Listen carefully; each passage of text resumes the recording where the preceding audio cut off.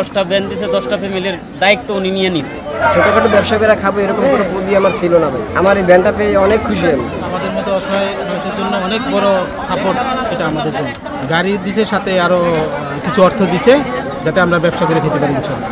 আমার ব্যবসা করতে সমস্যা হচ্ছিল, এই জন্য সে ভ্যান দিচ্ছে। ভাই আমি অনেক খুশি ভাই, কারণ আমার যে একটা ছোটখাটো ব্যবসা করে খাবো এরকম কোনো পুঁজি আমার ছিল না ভাই।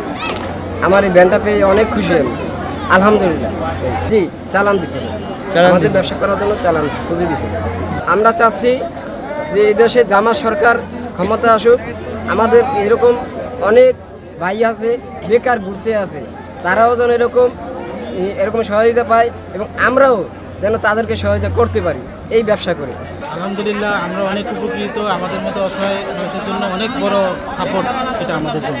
সবাই যেন স্বাবলম্বী হতে পারে ইনশাল্লাহ, আগামীতে যেন দাঁড়িপাল্লা ক্ষমতায় আসতে পারে ইনশাল্লাহ, আমরা চাই, দোয়া করি ইনশাল্লাহ যেন এটা হয়।